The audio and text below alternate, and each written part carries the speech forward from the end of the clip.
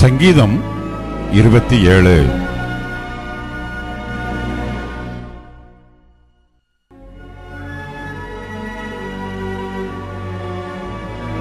தாவீதின் சங்கீதம்.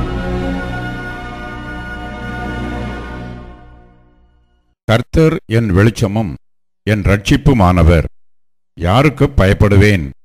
கர்த்தர் என் ஜீவனின் பெலனானவர், யாருக்கு அஞ்சுவேன்? என் சத்துருக்களும் என் பகைஞருமாகிய பொல்லாதவர்கள் என் மாம்சத்தை பட்சிக்க என்னை நெருக்குகையில் அவர்களே இடறி விழுந்தார்கள். எனக்கு விரோதமாக ஒரு பாளையம் இறங்கினாலும் என் இருதயம் பயப்படாது. என் மேல் யுத்தம் எழும்பினாலும் இதிலே நான் நம்பிக்கையாயிருப்பேன். கர்த்தரிடத்தில் ஒன்றை நான் கேட்டேன், அதையே நாடுவேன். நான் கர்த்தருடைய மகிமையை பார்க்கும்படியாகவும் அவருடைய ஆலயத்தில் ஆராய்ச்சி செய்யும்படியாகவும் நான் என் ஜீவனுள்ள நாளெல்லாம் கர்த்தருடைய ஆலயத்தில் தங்கியிருப்பதையே நாடுவேன். தீங்கு நாளில் அவர் என்னை தம்முடைய கூடாரத்தில் மறைத்து என்னை தமது கூடார மறையிலே ஒளித்து வைத்து என்னை கன்மலையின் மேல் உயர்த்துவார். இப்பொழுது என் தலை என்னை சுற்றிலும் இருக்கிற என் சத்துருக்களுக்கு மேலாக உயர்த்தப்படும். அது நிமித்தம் அவருடைய கூடாரத்திலே நான் ஆனந்த பலிகளை இட்டு கர்த்தரை பாடி அவரை கீர்த்தனம் பண்ணுவேன்.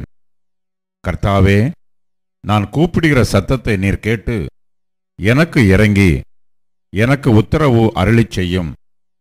என் முகத்தை தேடுங்கள் என்று சொன்னீரே, உம்முடைய முகத்தையே தேடுவேன் கர்த்தாவே என்று என் இருதயம் உம்மிடத்தில் சொல்லிற்று.